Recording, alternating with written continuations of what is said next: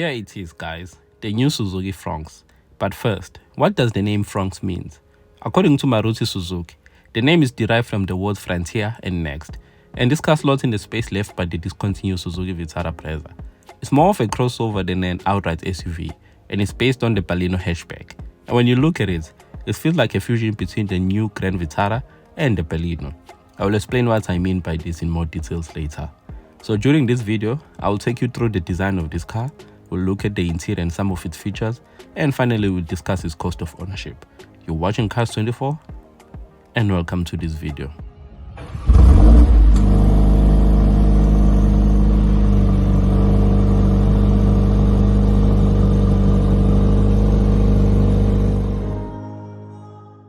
I've been waiting a long time for this Fronx, and I love what Suzuki has done with this car, from the way they designed it, and of course its pricing. This is the bottom of the range GL model, and you'll be surprised the amount of standard features you get with this trim level. You know what, let me not waste any more of your time. Here are the features you get in this base model GL. You get these 16-inch alloy wheels as standard, you get LED multi-reflector headlamps with daytime running lights, and the headlamps are automatic. You get electrically adjustable and folding side mirrors. Cruise control is standard. What also standard as well is dual front airbags, ABS with brake assist, and EBD. You also get an automatic air conditioner with rear air vents, rear parking sensors, and a rear view camera. All of these things on a base model. Man, I can't recall any car that has so many features on a base model. And the pricing will also surprise you. Just stay with me for now. Now you might be asking yourself, if this base model is loaded with standard features like this, what did they add on the top of the range GLX? Before I answer your question, I admire Suzuki for doing this. This Fronx actually has two trims, making things very simple for customers. It's so annoying if a car has many trims. This makes it difficult for us as customers to decide which trim is best or offers more value for money. But at least you have me.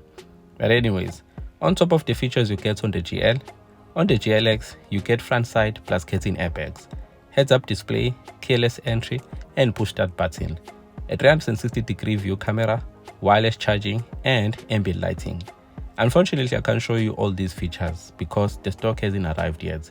But once I have it, I will definitely share it with you guys, most likely on a short video format. So stay tuned. In terms of engines, since this car is based on the Baleno, nothing has changed. You get the same 1.5-litre natural aspirated engine from the Baleno. This engine puts out 77 kilowatts and 138 newton meters of torque.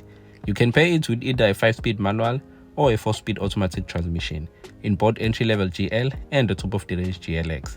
Fuel consumption is estimated around 5.5 liters to 100 kilometers for the manual and 5.7 liters to 100 kilometers for the automatic.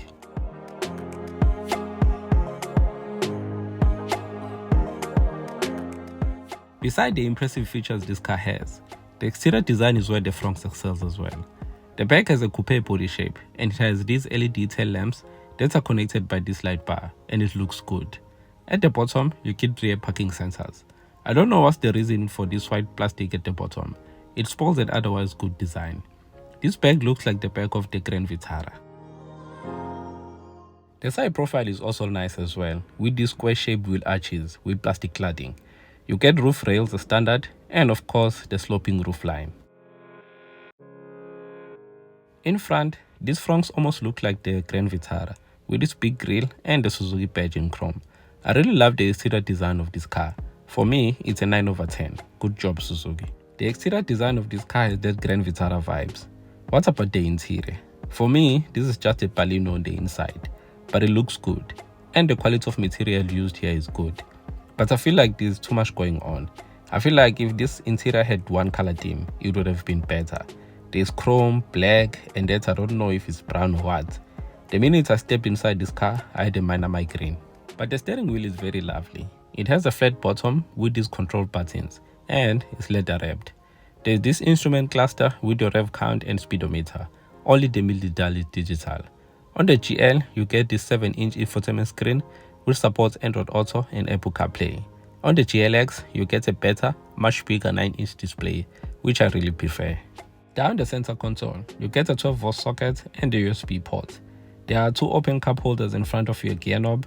There is an old-fashioned handbrake. You also get an armrest with an underneath storage.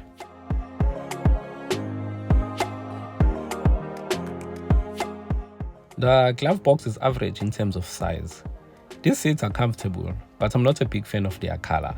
I would just go for the aftermarket leather seats. Moving on to the back. Surprisingly, space at the back is not bad for a coupe body style. There is enough knee room and leg room. And as I mentioned, you get 2 rear air vents and 2 USB ports for your back passengers. And if you have a child, you will find these ISOFIX anchor points very helpful.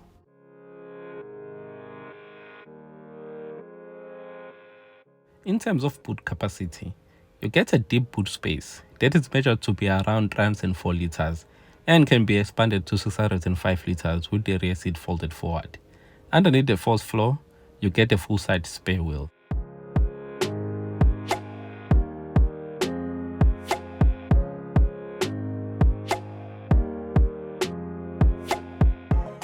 The Fronx is offered with a 5-year or 200,000 kilometer warranty, a 6-year unlimited kilometer body corrosion warranty, and a 4-year or 60,000 kilometer service plan, with the service intervals at 15,000 kilometers or 1 year, whichever comes first. Now, let's talk about the pricing of this car. The Fronx starts from 279,900 and the top of the range GLS Auto is priced at 335,900, excluding on-road fees. Mina personally, if I would buy the Fronx, I would go for the top of the range GLX Auto because I like nice things. If I finance it for 72 months, at an interest rate of 11.75% with no balloon or deposit, I could pay around 6,615 rands per month. If I add 1,500 for insurance and 850 rands for a full tank, this will take my monthly cost of ownership for this Fronx to around 8,965 rands per month.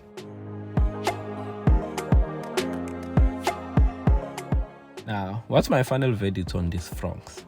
I think this is a good looking car. It is well spec'd and priced. Once again, a round of applause for Suzuki. They really nailed it with this one.